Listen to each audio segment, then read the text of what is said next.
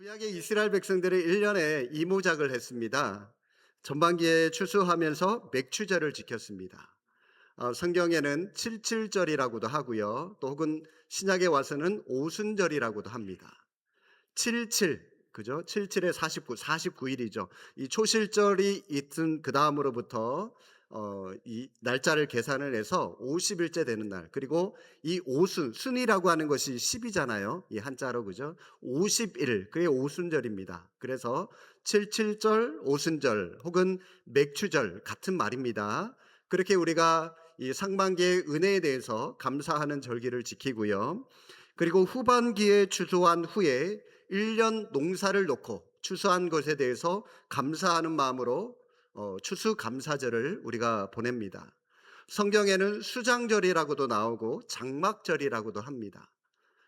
추수를 하고 나면 그것을 모아다가 창고에 모아놔야 되잖아요. 그래서 저장한다라고 하는 그런 의미에서 수장절 혹은 장막절이라고도 부르기도 했습니다. 물론 여러분 오늘날에는 맥주, 맥보리를 우리가 많이 얘기를 하고는 있지만 유대인들에게는 주식이 밀이기 때문에 밀을 농사로 지었다라고 하는 것 여러분들이 참고로 알아두시면 좋겠습니다. 이런 전통을 이어받아서 오늘날 우리도 이 맥주 감사절과 추수 감사절을 지키는 겁니다. 물론 여러분 우리는 농사를 과거에 비해서 많이 짓지 않습니다. 그러나 우리는 하나님의 은혜를 입고 매일매일 1년 365일을 우리가 살아가고 있기 때문에 하나님께 감사하는 것이 마땅합니다. 그러나 우리는 죄성으로 인해서 하나님의 은혜를 잊어버리고 하나님께 감사하지 못할 때가 참으로 많습니다. 그래서 하나님은 우리로 하여금 감사하는 생활을 잊어버리지 말라고, 감사를 기억하고 살아가라고, 감사하는 삶을 살아가라고 하나님은 1년에 2번이나 되는 감사절을 우리에게 명령을 하신 것입니다. 여러분 1년 절기 가운데 많은 절기들이 있습니다. 성탄절도 있고 어버이 주일, 어린이 주일, 부활 주일 여러 가지 이 제목의 이 절기들이 있지만 그런데 여러분 이 감사절은 2번이나 있어요. 왜 그럴까요? 그만큼 우리가 감사하는 삶을 살아가는 게 쉽지 않기 때문에 늘 기억하고 살아가라고 우리에게 특별히 이 감사절을 2번이나 주신 것이고요. 또 중요하기 때문에 감사하면서 살아가는 것이 중요하기 때문에 1년에 2번의 감사절을 지키도록 명령하셨다라고 하는 것입니다. 성도 여러분, 우리가 이 땅을 살아가면서 감사하면서 살아가는 것이 왜 이토록 중요할까요? 감사가 있느냐 없느냐, 감사하는 삶을 살아가느냐 그렇지 못하느냐가 우리의 행복과 불행을 좌우하기 때문입니다. 여러분 주변에 행복하게 늘 미소 짓고 살아가는 사람들의 모습을 보십시오. 그들의 공통점을 보면 늘 감사가 넘칩니다. 이래도 감사, 저래도 감사, 감사가 넘치니 그러니 여러분 그 사람에게는 늘 행복이 있을 수밖에 없는 것이죠. 많은 사람들이 행복이 소유나 조건과 정비례한다고 생각을 합니다. 그런데 여러분 그것은 잘못된 생각이라고 하는 것 제가 굳이 설명드리지 않아도 너무나도 잘 알고 계신 겁니다. 남들보다 많이 가지고 탁월한 조건을 갖추었다고 해서 반드시 행복하다라고 말할 수 있을까요? 물론 여러분 우리가 물질을 많이 가지고 남들보다 좀 더 좋은 조건을 가지고 살아가면 우리가 살아가는데 큰 도움이 될지는 모르겠지만 그러나 반드시 행복하다라고 말할 수만은 없습니다. 왜냐하면 우리에게는 끊임없는 욕심이라고 하는 것이 우리 안에 항상 내재되어 있기 때문입니다. 하나를 가지면 그 가진 것을 가지고 만족하면서 살아가는 것이 아니라 우리는 내가 갖지 못하고 남들이 가진 또 다른 것을 가지고자 우리는 또 욕심을 부리고 있기 때문입니다. 그리고 그것을 가질 때까지 가진 사람을 보면서 우리는 부러워하면서 나는 왜 이렇게 가지지 못했을까? 가지지 못한 나 자신에 대해서 나는 불행하다 생각하고 있기 때문에 그 사람은 행복할 수 없다는 것이죠. 그러면 여러분 원하는 것을 가졌다라고 해서 또 그 사람은 영원히 행복할까요? 그럴 수 없습니다. 그 행복은 잠시뿐이고요. 얼마 기간의 시간이 지나면 우리는 또 다른 것을 가지고 싶어 하기 때문에 결국 우리는 행복할 수 없습니다. 불행의 악순환이 계속되는 것이죠. 그래서 탈무드에 보면 이런 말이 있습니다. 세상에서 가장 행복한 사람은 어떤 사람일까요? 감사하는 사람이다라고 하는 말이 있습니다. 감사가 어떤 때 하는 것입니까? 내가 만족스러우니까, 내 마음이 충족되니까 감사가 넘치는 삶이지 않겠습니까? 이처럼 큰 욕심 부리지 않고 만족할 줄 알고 감사할 줄 아는 사람이 행복한 삶을 살아가는 겁니다. 그런데 여러분, 하나님을 믿는 우리 성도들의 모습을 보면 때때로 세상의 조건, 이런 조건에 따라서 마음이 흔들리고 불평할 때가 많습니다. 우리가 감사하지 못하는 이유가 무엇일까요? 물론 많은 이유들이 있겠지만 가장 큰 이유 하나를 들라라고 한다면 남들과 비교하는 마음 때문에 감사하지 못하는 것이 아닐까, 그런 생각이 듭니다. 오죽하면 우리 속담에 사촌이 땅을 사면 뭐가 아플까요? 예, 배가 아프다는 그런 속담까지 있지 않습니까? 그죠? 이처럼 이 비교 의식이라고 하는 것, 이것이 행복하던 우리를 금세 불행한 사람들로 만드는 것이 아닐까. 상대적인 박탈감 때문이죠. 나는 그 땅을 소유하지 못했는데 사촌은 그 땅을 가졌어요. 그 재물을 가졌어요. 그러니 속이 쓰린 거죠. 비교 의식입니다. 하버드 대학의 학생들을 대상으로 흥미로운 설문조사를 한 적이 있었습니다. 그 질문의 내용이 뭐냐면, 도표 하나 주십시오. 네, 도표를 보시면, 자, 질문의 내용이 당신은 어떤 세상에서 살고 싶습니까? 라고 하는 것인데, 자, 가라고 하는 세상이 있습니다. 그 가라고 하는 세상을 제가 오늘 우리나라 이 버전으로 좀 각색을 했어요. 자, 첫 번째 질문은 뭐냐면, 내 연봉, 1년에 내 연봉은 5천만 원인데요. 그런데 다른 사람들이 받는 평균 연봉은 3천만 원입니다. 자, 저런 세상에서 여러분들이 살겠습니까? 아니면 나라고 하는 세상이 있는데 그 나라고 하는 세상은 내 연봉은 2배예요. 1억입니다. 그런데 다른 사람들이 받는 평균 연봉은 1억 5천만 원을 벌어요. 자, 여러분, 어느 세상에서 사시겠습니까? 여러분들이라면? 나? 가? 예. 우리는 상식적으로 나라고 하는 존재만 놓고 보면 그래도 연봉이 2배나 되는 이왕이면 나라고 하는 세상에서 살고 싶어 할 텐데, 그런데 여러분, 어떤 결과가 나왔냐면 대부분의 학생들이 가라고 하는 세상을 선택을 했다는 거예요. 연봉이 비록 2배라고 하는 차이가 났지만 비록 적더라도요, 다른 사람들보다 이왕이면 더 많이 버는 쪽을 선택했다는 겁니다. 절대 소득보다 다른 사람들과 비교되는 상대 소득에 더 많은 사람들이 신경을 쓰고 산다는 거예요. 여러분, 아이들이 학교에서 시험을 쳐서 왔어요. 그러면은 100점 맞았어요. 야, 잘했다, 이게 아니라 엄마가 아이한테 뭘 물어봐요? 너희 반 안에 100점 맞은 애들 몇 명이야? 뭔 말이죠? 예, 상대적인 점수를 먼저 체크한다는 겁니다. 남들이 다 100점 맞았는데 한 개 틀려서 95점 맞아와요. 그러면 걔는 꾸중 혼나야 돼요. 그죠? 그게 세상이죠.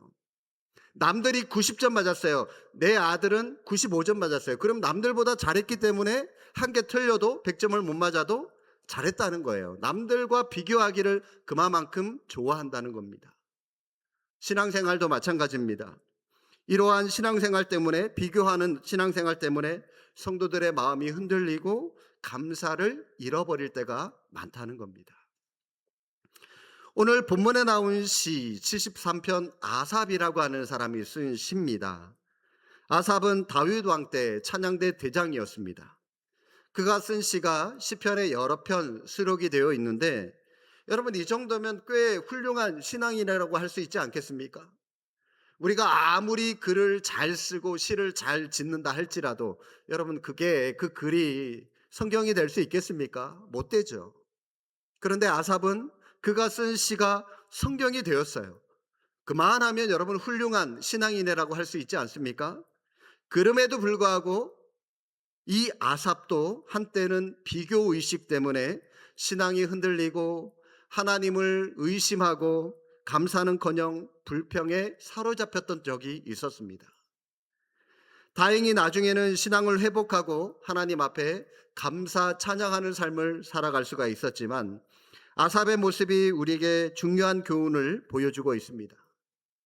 그게 뭐냐? 신앙이라고 하는 것이 웬만큼 성숙하지 않으면 감사하기가 힘들구나. 또 감사하지 못하면 그만큼 불행할 수밖에 없구나라고 하는 것을 우리에게 보여주고 있습니다. 그러므로 여러분, 우리가 진정 감사하는 사람, 또 정말 행복한 인생을 살아가기 위해서는 우리의 신앙이 성숙해야 되는구나라고 하는 것을 볼 수가 있습니다. 오늘 본문의 말씀을 통해서 아삽의 신앙이 왜 흔들렸었는지, 그리고 어떻게 그가 견고한 신앙으로 다시 감사를 회복하고 행복한 인생으로 변화될 수 있었는지 오늘 말씀을 통해서 간단하게 살펴보도록 하겠습니다. 먼저 여러분, 우리가 읽지는 않았지만 1절부터 13절 말씀을 보면 아삽은 악인들을 바라보면서 그의 마음이 낙심했었다라고 하는 것을 먼저 털어놓습니다. 여기서 나오는 이 악인이라고 하는 것이 도덕적으로 윤리적으로 범죄한 그런 범죄자들을 말하는 것이 아니라 하나님을 믿지 않는 사람들, 하나님을 무시하는 그런 불신자들을 악인이다라고 말하는 것이다라고 보시면 되겠습니다. 하나님이 살아계시다면 어떻게 저 불신자들이 하나님을 무시하고 살아가는데, 하나님을 모르고 살아가는데 저렇게 형통할 수 있을까? 그게 이 아삽의 고민이었어요. 12절 말씀 보시기 바랍니다. 볼지어다 이들은 악인들이라도 항상 평안하고 재물은 더욱 불어나도다.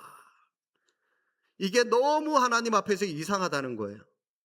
그들은, 이 불신자들은 재물이 불어난대요. 돈도 잘 벌어요. 몸도 건강합니다. 고난도 없고요. 죽을 때도요, 큰 고통 없이 죽습니다. 그러니까 오만방자하고 자기들끼리 하나님을 조롱하고 무시하는데도요, 항상 평안하고 잘 된다는 겁니다. 반면에 자기는 나름대로 그래도 신앙인이라고 열심히 신앙생활하고 하나님 앞에서, 사람들 앞에서 깨끗하게 살아가려고 애를 쓰는데도 자기한테는 잘 되기는커녕 고난만 있다는 겁니다. 13절 보시기 바랍니다.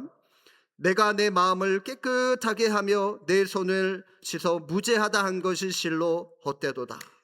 내가 신앙생활 한다고 하나님 앞에, 사람들 앞에 이렇게 정결하게 살아가려고 애썼던 것이 아무런 의미가 없다, 헛되다. 하나님 앞에 지금 그런 고백을 하고 있는 거예요. 14절, 나는 종일 재난을 당하며 아침마다 징벌을 받았도다.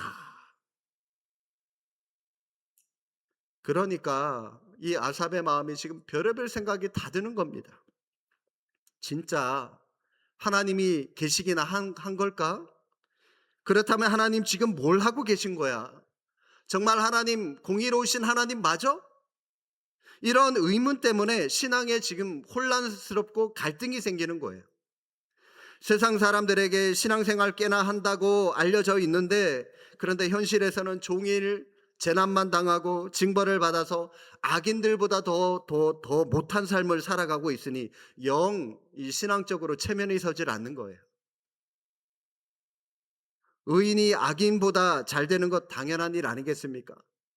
여러분, 하나님을 믿는 사람이, 교회를 다니는 사람이 이왕이면 불신자들보다 사업을 해도 더 잘하고, 장사를 해도 장사가 더 잘 되고, 뭘 해도 더 만사 형통해야 되고, 그런 모습 보이면 얼마나 좋겠습니까?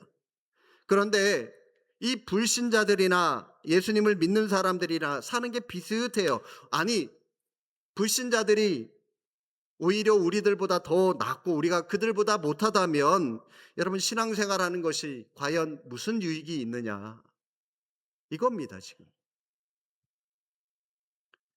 게다가 하나님을 무시하는 사람들 형통하고 세상에서 승승장구하는데, 의인인 나는 고난만 당하고 있다면 정말 이 믿음이라고 하는 것이 헷갈릴 수밖에 없는 겁니다. 이럴 바에는 차라리 신앙생활이고 뭐고 다 걷어치우고 싶다, 그런 마음 들지 않겠습니까? 여러분은 어떠신가요? 혹시 이런 경험 해보시지 않았습니까? 가만히 보면 이런 분들이 우리 주변에 얼마나 많은지 모릅니다. 제가 이전 교회에서 새가족 교육을 새가족들을 지도하는 사역을 한 3년 정도 했었습니다.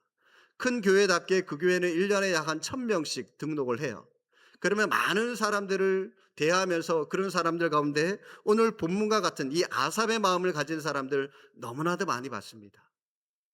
목사님, 내 옆집, 내 앞집에는 하나님을 모르고 주일마다 자기들끼리 가족여행 가고 해외로 놀러 다니고 어디 골프 치러 다니고 자기들 멋대로 잘 사는데 그래도 남편은 직장에서 승승장구하고 자식은 좋은 대학 가고 좋은 데 취직해서 결혼 잘하고 하는데 나는 그래도 주일이라고 놀러도 안 가고 예배 가고 교회 가고 충성하고 봉사하고 여러 모양으로 애를 썼는데 나는 왜 이렇게 일이 꼬여요?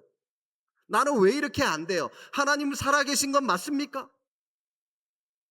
그렇게 하나님을 원망하고 회의하다가요, 결국은 교회를 등지고 하나님을 떠나는 그런 초신자들을 저는 많이 봤어요.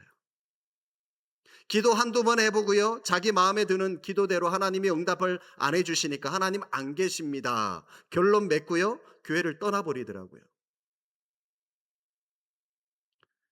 그런데 여러분, 이런 모습은 어디까지나 우리가 잘 몰라서 오해하는 겁니다.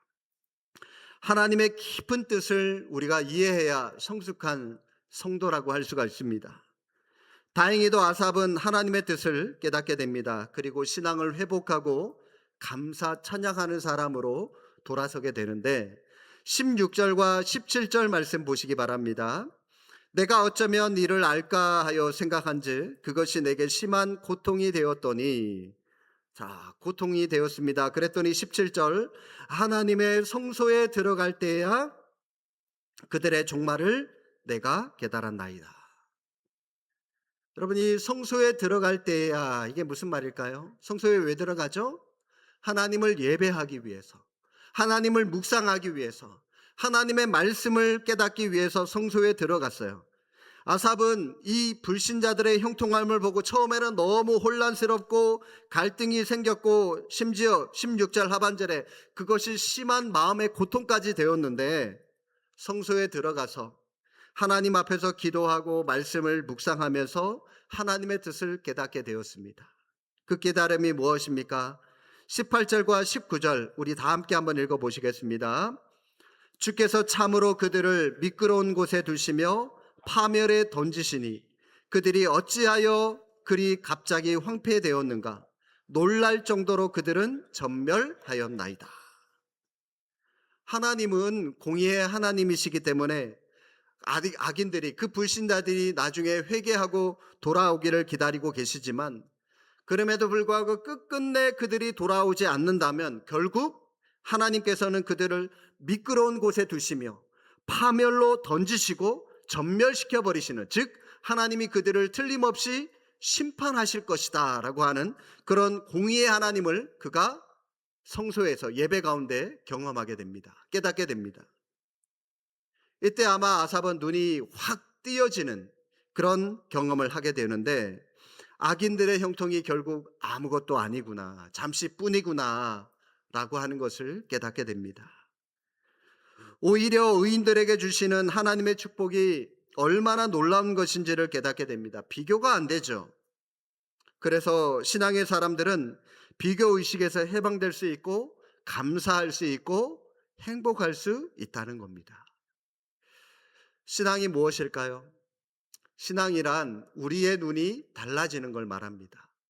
우리의 관점이 달라지는 것을 말합니다. 내 생각, 내 고집, 그런 관점이 아니라 하나님의 관점을 가지고, 말씀의 관점을 가지고 세상을 바라보고 사람들을 대하는 것, 이것이 신앙이라고 하는 것이죠.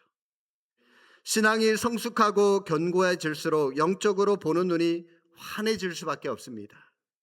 똑같은 조건, 똑같은 환경이 돼도 그 환경, 그 조건을 우리가 어떻게 해석하느냐에 따라서 우리는 감사할 수도 있고 불행할 수도 있습니다. 우리의 신앙이 성숙해지면 보는 눈이 달라지는데, 우리 가치관이 달라지는데, 여러분 어떻게 달라지는지 아십니까? 먼저 우리의 신앙이 성숙해지면 우리는 육신보다 우리의 영혼을 보는 눈이 먼저 달라지게 됩니다. 육신의 조건만 보면 불신자들이 우리보다 세상적으로 저 잘 나가는 사람들이 너무나도 많습니다. 세상적으로 부러워할 만한 그런 불신자들이 얼마나 많이 있습니까? 그러나 그들은 어디까지나 그것은 육신의 안목에 불과합니다. 인간은 영적인 존재입니다. 그러므로 이 육신의 조건만 잘 갖췄다고 해서 세상적으로 편안한 삶을 살아간다고 해서 진정한 행복을 누릴 수 없어요. 영적인 것도 우리는 만족을 누려야만 우리는 진정으로 참 행복의 삶을 살아갈 수 있는 존재들이기 때문입니다. 사람들이 신앙생활 하는데 오해하는 것이 있습니다. 그 오해가 뭐냐면 하나님을 믿으면 무조건 부자가 되고 형통하고 건강하고 잘 될 것이라고 너무나도 많은 사람들이 그렇게 생각하는 것을 많이 봤어요. 물론 하나님께서 창조주로 우리의 생존을 위해서 의식주를 공급해 주시는 분이십니다.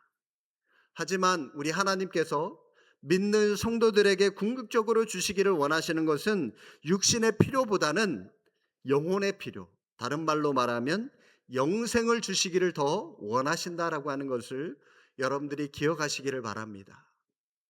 요한복음 4장에 보면 사마리아 여인이 우물가에 물을 기르러 갔다가 예수님을 만나는 장면이 나옵니다. 그때 예수님께서 그 여인에게 뭐라고 말씀하십니까? 이 물을 마시는 자마다 다시 목마르려니와 내가 주는 물을 마시는 자는 영원히 목마르지 아니하리니 내가 주는 물은 그 속에서 영생하도록 쏟아나는 샘물이 되리라. 육신을 위해서 마시는 물, 당연히 필요합니다. 우리가 육신을 가진 존재들이기 때문에 우리는 마셔야 돼요. 그런데 여러분, 잠시 육신을 만족시켜주는 것에 불과합니다. 또 여러분, 더위를 타고 또 얼마 기간의 시간이 지나면 목이 말라요. 또 그때마다 우리는 물을 마셔줘야 됩니다. 반면에 예수님이 주시는 물은, 영생은 우리 영혼 깊은 곳에서 솟아나오는 샘물처럼 계속해서 우리 안에서 기쁨으로 넘쳐나게 됩니다. 흔히 많은 분들이 영생을 죽으면 천국 가는 것이라고, 그래서 그곳에서 영원히 사는 것으로 이해를 하지만 여러분, 그것만이 영생의 전부가 아니에요. 진짜 영생은 예수님을 영접한 사람의 영혼에 부어주시는 영적인 기쁨을 말씀하는 것인데, 그 기쁨은 이미 이 땅에서부터 시작이 되는 겁니다. 우리가 하나님을 믿고 예수님을 나의 구원주로 믿는 그 순간부터 우리는 그 천국, 그 영생을 이 땅에서부터 누리는 것이죠. 그리고 장차 천국에 들어가서 그 기쁨이 극에 달하는 것이죠. 이 땅에서뿐만이 아니라 천국까지 이어지는 그 기쁨, 그것이 여러분 진짜 영생의 의미가 되는 겁니다. 여러분, 마치 소금물을 마시는 것처럼, 소금물을 마시면 어떻습니까? 마시면 마실수록 갈증이 더 심할 수밖에 없는 것처럼, 여러분, 이 땅에서 우리가 이 영혼의 이 갈급함을 해결하지 못한 채 그저 육체적으로 만족함을 얻고 육체적으로 우리가 많은 것들을, 환경이나 조건을 아무리 추구한다 할지라도 소금물을 마시는 것처럼 우리 안에 진정한 참 행복을 누릴 수 없다는 것을 우리가 아셔야 되는 겁니다. 영안이 열려서 육신의 것보다 영혼의 기쁨과 평안을 우리가 더 많이 사모할 수 있기를 바랍니다. 그래서 어떠한 환경 가운데서도 감사가 넘치는 삶을 살아가는 저와 여러분이 되시기를 바랍니다. 또 여러분, 우리가 신앙이 성숙하면 부분보다는 전체라고 하는 것을 바라볼 수 있는 그런 영안이 띄어지게 됩니다. 우리는 무지하기 때문에 당장 눈앞에 보이는 작은 것만을 보게 됩니다. 그래서 어떤 때는 나중에 큰일 날 일인데도요, 지금이 좋기 때문에 우리는 그것만 바라보고 좋아하고요, 어떤 때는 나중에 축복받을 일인데 지금이 힘들다고 해서 그걸 바라보고 괜히 슬퍼하는 사람들이 있어요. 하나님은 우리 인생에 계획을 세워놓고 통전적으로 우리 인생 전체를 바라보고 하나님께서 계획을 세우시기 때문에 때로는 작은 일부분으로 여러분, 우리에게 고난이나 역경을 허락하실 때가 있습니다. 그렇기 때문에 전체를 보는 눈이 있으면 지금 잠시의 고난과 역경 가운데서도 우리는 감사할 수 있고 행복할 수 있습니다. 그런데 전체를 보는 눈이 없으면 불평하고 원망하기에 바쁠 수밖에 없는 것이죠. 매년마다 이맘때가 되면, 여름이 되면 태풍이 옵니다. 태풍이 온다는 것 반갑지 않은 소식입니다만은, 그런데 여러분, 태풍은 꼭 필요합니다. 왜냐하면 태풍이 몰려오면 바다를 이 위에 부분뿐만이 아니라 이 바다 깊은 곳까지 태풍이 딱 한번 싹 휘저어줘요. 그러면 이 청소하는 거예요. 정화 작업을 하는 겁니다, 바다가. 그래서 바다가 깨끗해지기 위해서는 태풍이 반드시 필요합니다. 우리 인생도 마찬가지입니다. 우리 인생도 때로는 한 번쯤 이게 한번 확 고난이라고 하는 것을 침몰아서 뒤집어 놓아야 우리의 영혼이 다시 한번 정결함을 받고 깨끗해질 수 있도록 우리가 하나님을 더 의뢰하는 삶으로 살아갈 수가 있기 때문입니다. 시편 119편 71절에 이런 말씀이 있습니다. 고난당한 것이 내게 유익이라. 이로 말미암아 내가 주의 율례들을 배우게 되었나이다. 하나님은 하나님의 자녀들을 사랑하시기 때문에 때로는 고난이나 징계를 주실 때도 있습니다. 왜냐하면 그것이 우리에게 유익하기 때문이에요. 고난을 통해서 하나님의 말씀을 배우고 하나님을 가까이 할 수 있기 때문에 하나님께서 이러한 고난이라고 하는 것을 우리에게 주실 때가 있다는 겁니다. 마지막으로 우리의 신앙이 성숙하면 우리는 순간보다는 영원이라고 하는 것을 바라볼 수 있는 영안이 열리게 됩니다. 하나님은 우리 인생이 순간만 좋은 것을 원하지 않으십니다. 이왕이면 영원히 좋은 것을 원하십니다. 우리는 순간만 놓고 보면 하나님께서 왜 이렇게까지 하시지 하고 의심하고 실망할 수도 있어요. 그러나 결국은 이런저런 일들을 통해서 우리를 영원한 천국으로 인도하기를 원하신다는 겁니다. 24절 말씀 보시기 바랍니다. 주의 교훈으로 나를 인도하시고 후에는 영광으로 나를 영접하시리니. 아삽은 처음에는 의심하고 처음에는 실족할 뻔했지만 결국 영원한 영광, 즉 천국으로 하나님께서 나를 인도하실 것입니다 라고 하는 사실을 믿고 감사 찬양하고 있는 것입니다. 여러분, 우리의 인생이 긴 것 같지만 사실 찰나에 불과하죠. 일장춘몽입니다. 어떤 분들이 이렇게 말합니다. 70세 분들은 인생이 70km로 간다고, 시속. 80세는 80km, 90세는 90km. 정말 그런 것 같아요. 저도 오래 살았는 그런 나이는 아니지만 정말 시간이 찰나와도 같은 것처럼 자고 깨어나면 일주일이 지나가 있고 또 자고 일어나면 또 일주일이 지나가 있고 시간이 얼마나 빠른지 몰라요. 그러므로 여러분, 이 세상에서 우리가 잘 먹고 잘 사는 것, 이것도 중요하지만 이것보다는 이 찰나의 시간에만 우리가 집중하게 하는 것이 아니라 이 영원이라고 하는 것, 죽음 이후에 내가 영원히 어디로 갈 것인지 이걸 우리가 더 많이 기억하고 여기에 우리가 좀 더 많은 시간과 에너지를 투자하고 살아가야 되지 않나라고 하는 그런 생각을 가져보게 됩니다. 히브리서 9장 27절에 장례식장이 되면 제가 단골처럼 언급하는 성경 구절이 있습니다. 이렇게 말씀합니다. 한 번 죽는 것은 사람에게 정해진 것이요 그 후에는 심판이 있다. 모든 사람들에게는 죽음 이후에 심판이라고 하는 것이 있습니다. 그리고 그 심판에 따라서 내세로 들어가게 됩니다. 천국이냐 지옥이냐, 여러분, 우리가 믿든지 안 믿든지 좋든지 싫든지 우리의 생각과는 상관없어요. 창조주 하나님의 절대 주권이기 때문에 여러분, 우리가 없다라고 해서 천국이 없는 게 아니고 우리가 있다라고 해서 지옥이 없는 것도 아니고 여러분, 우리의 이 의지와 상관없어요. 만일 여러분 이게 가능하다면 우리는 죽지도 말아야죠. 우리 중에 누가 죽고 싶은 사람이 있겠습니까? 나는 살고 싶어요 그런다고 여러분 영원히 살 사람이 있겠습니까? 누구나가 죽을 수밖에 없는 것처럼 우리의 의지와 상관없이 심판과 내세도 분명히 있다는 겁니다. 천국과 지옥도 분명히 있다는 거예요. 사도 바울이 이 사실을 우리에게 분명히 이렇게 증거합니다. 우리 인생에 두 가지 길이 있다라고 말씀을 합니다. 로마서 6장 23절에 보시면 죄와 죄의 삭은 사망이요 하나님의 은사는 그리스도 예수 우리 주 안에 있는 영생이다.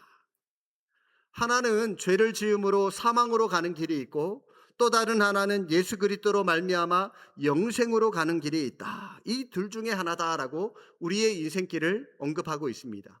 우리의 마지막이 해피 엔딩이냐 새드 엔딩이냐 이 둘 중 하나로 반드시 결정난다라고 말씀하고 있는 겁니다.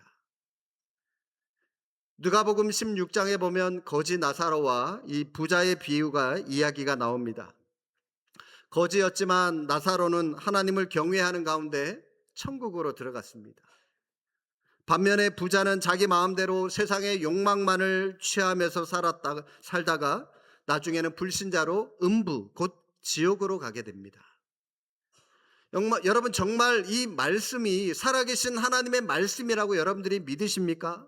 그대로 믿고 여러분들 살아가고 계신가요?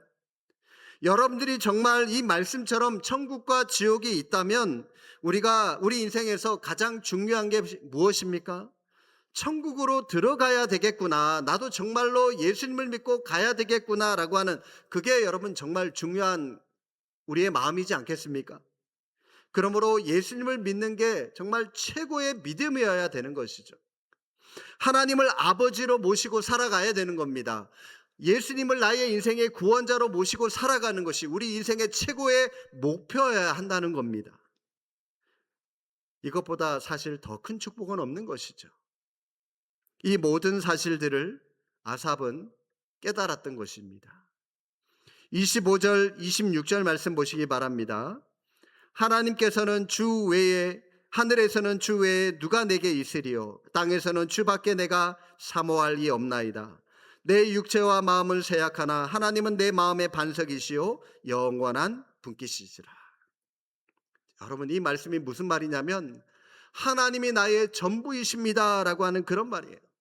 하나님만이 계시면 내 인생에 부족한 게 없습니다. 나의 전부 되신 하나님, 주님 한 분만으로 내가 만족합니다 라고 하는 그런 고백.